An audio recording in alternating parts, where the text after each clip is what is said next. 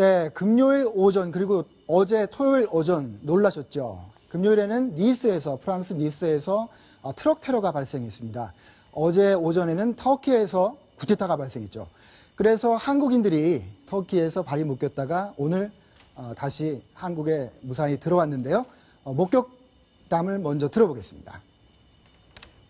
죽을 거라는 그런 생각을 했었죠. 이제 그때 총소리가 일어나고 굉장히 좁은 공간이니까 거기 한 사람이라도 오면 이제 거기 있는 사람 다 죽는 거거든요. 그러니까 이제 사람들은 막 정말 패닉 상태였죠. 네, 김단미 기자. 오늘 공항 많이들 놀라셨을 텐데 어떤 분위기였습니까? 네, 터키 국제공항에 발이 묶였던 우리나라 국민 110명이 인천공항에 오전 6시에 도착을 했는데요. 제가 2명을 만나봤습니다. 이 2명은 인터뷰 내내 그날은 악몽 같았다라고 회상을 했는데요.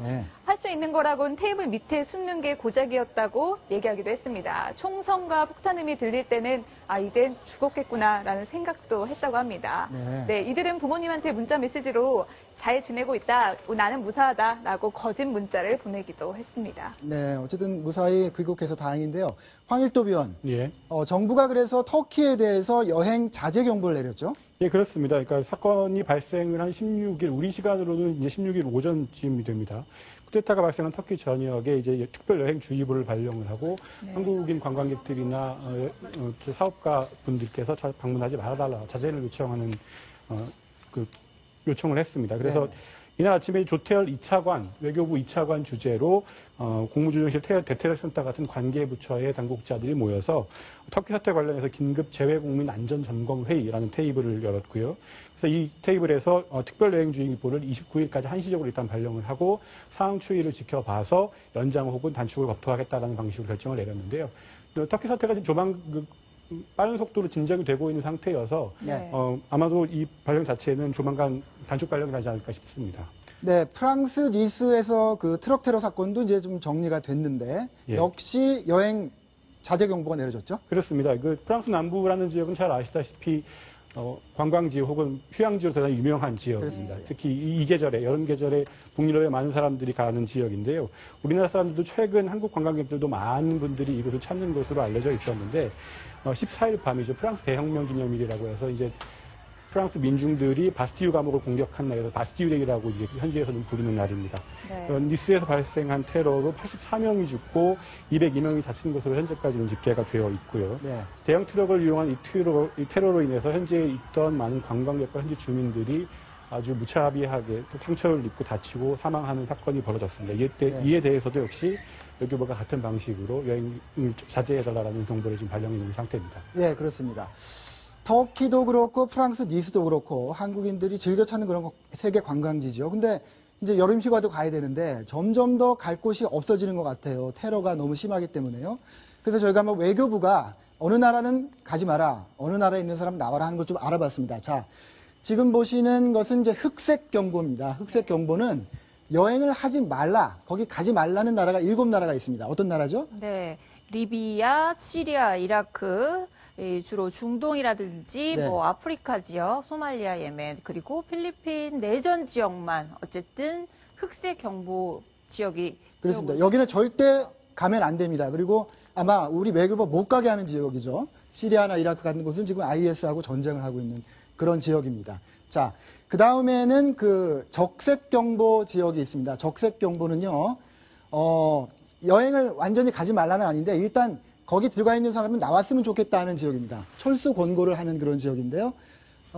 여러 나라가 있습니다만은 대표적으로 몇 곳을 꼽았습니다. 어떤 나라들이? 네, 나이지리아, 이집트, 방글라데시나 태국 같은 나라들은 이제 철수 권고가 내려진 지역이라고 합니다. 예. 그 다음에 철수 권고 빨간 지역보다 낮은 단계가 황색 지역입니다. 주황색 지역인데요. 주황색 지역은 이번에 프랑스 니스처럼 여행을 자제하라라는 그런 지역입니다. 지금 프랑스 니스 일부 지역을 포함해서 다른 나라들이 있죠.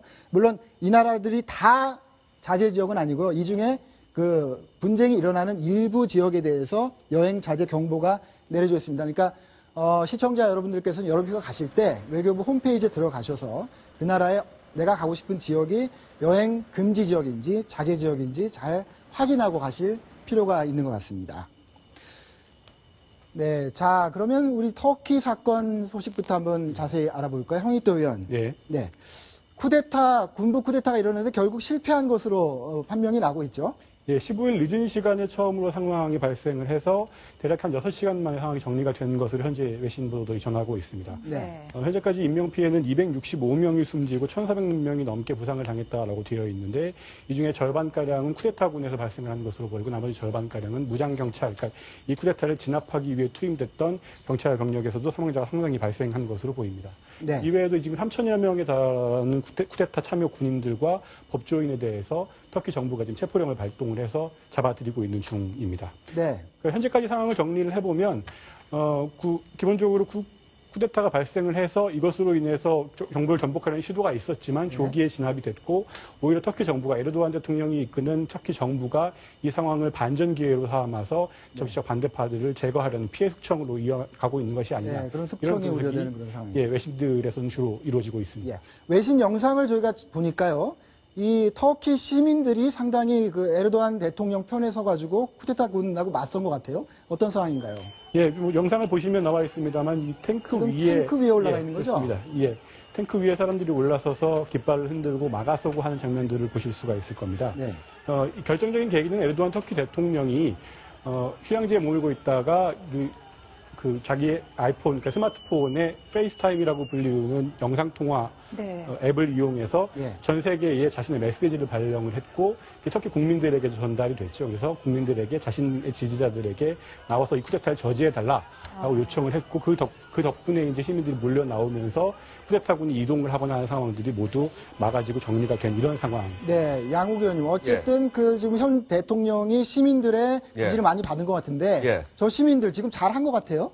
글쎄요, 약간 쿠데타를 막은 걸 잘합니까? 좀 약간 틀린 관점도 있습니다. 왜냐하면 이 에르도안은 지금 독재자의 길을 가고 있습니다. 2003년에 그 총리가 된 이후에 계속 이제 총리가 3선 이상 할 수가 없습니다. 예. 그러니까 이제 대통령이 된 것인데 사실 이전까지 대통령도 어떻게 보면 자신이 내세우던 약간 허수아비 같은 귀를 대통령으로 내세워서 이렇게 끌어왔고 지금 대통령이 된다. 사실 원래 저희가 내각 책임제 국가 아닙니까? 그럼에도 불구하고 뒤에서 이렇게 그런 모든 것들을 다 조종을 하는. 그래서 심지어는 최근에 대통령이었던 그 다우토올루 총리 같은 경우는 그 이 압력에 의해서 사임을 하기도 했었어요. 네. 이렇게 끌고 가고 있는데 결국 뭐냐면은 그러니까 쿠데타를 일으킨 이유 자체가 결국 이 세속주의를 지킨다라는 그 사명을 터키군은 굉장히 스스로 그런 것들을 가지고 있습니다. 그래서 이제 뭐냐 하면은 그 1908년에 보면 그 청년 투르크탄 혁명이 있지 않습니까? 그래서 터키가 재정에서 벗어나서 근대화가 되는데 바로 그러한 이런 터키의 근대화, 민주화를 지킨다라는 그런 것들이 좀 있어 왔고 일종의 이번에도 좀 그런 연장선상에서 진행이 된 것이 아니냐. 뭐 이런 얘기들이 있습니다. 네. 신정 정치와 독재에 항거해서 군부가 쿠데타를 일으켰는데 그걸 시민들이 막은 거군요. 예, 그렇습니다. 결국은 시민들은 굉장히 그 에르도안을 지지하고 있고 왜냐하면 이슬람 정치라는 것을 최초로 끌고 나와서 본격적으로 갔기 때문에 엄청난 지지를 받고 경제적으로 지금 유럽의 지원을 받아서 터키가 성장하고 있기 때문이죠. 네. 여상훈 변호사님, 그러니까 약간의 그 포퓰리즘적인 측면이 있는 나라군요. 저는 그 에르도안을 마치 베네수엘라의 휴고 차베스하고 똑같이 생각하거든요. 휴고 차베스도 뭐 그 서민을 위한다는 그 슬로건으로 권좌에 올랐지만은 그걸 계속 유지하기 위해서 언론 탄압, 그다음 반미 전선 이런 걸 했거든요. 에르도안도 처음에는 뭐 서민을 위한다는 걸 나왔지만은 계속 자기 권한을 강화해 나가는 과정에서 계속 군부 엘리트, 그다음 사법부 엘리트들과 충돌이 있게 됩니다. 사법부에서는 심지어 에르도안이 이끄는 정당인 AKP당을 갖다가 위헌 정당으로 선언하려고 하니까 아예 헌법재판소로 갖다 무력화시키 다 해체시켜버렸죠. 그러면서 에르도안은 아까 우리 양욱 의원 말대로 계속적인 자기 권한 강화하기로 나서가지고 지금 대통령까지 대해서 모든 걸 자기 맘대로 지금 하려고 하는데 지금 아까 그 시민들이 탱크에 올라탄 거 있지 않습니까? 시민들은 사실 그 서민들이죠. 서민들은 에르도안을 지지합니다. 그런데 엘리트들, 뭐 서구에서 유학했다 온 거라든가, 그 다음 뭐 군부 엘리트라든가, 이 에르도안을 지금 반대하고 있는 거죠. 왜냐하면 터키의 원래 건국, 새로운 오스만 투르크가 망하고 나서 건국할 때 세큘리즘을 갖다가, 세속주의를 갖다가 터키의 건국 이념으로 택했거든요. 그러니까 그 군부는 아직도 우리 터키를 만들었고, 터키는 세속주의로 가야 한다. 이런 이념이 있기 때문에 에르도안과 완전히 지금 대척점에 있는 거죠. 네, 말씀하신 것처럼 지식인들은 에르도안을 지지하지 않는다라고 했는데 김단비 기자, 이번 그 쿠데타 물론 6시간 천하에 그치긴 했지만 이 6시간 천하 쿠데타의 배후에 미국에서 지금 유학 중인 이슬람 학자가 있다 이렇게 에르도안이 지목을 했다고 하죠. 누굽니까? 맞습니다. 이 터키 정부 측은 바로 미국 정부에 귤렌을 넘겨달라고 요구하고 나선 상태인데요. 이 귤렌이라는 인물이 재밌습니다. 2008년 미국 외교 전문지가 선정한 세계 최고 100대 지성인에서 바로 촘스키와 도킨슨을 제외하고 세계학자 1위에 올라서기도 했는데요. 바로 주목받고, 그러니까 세계가 주목한 이슬람 사상가인 겁니다. 유명한 사람이군요.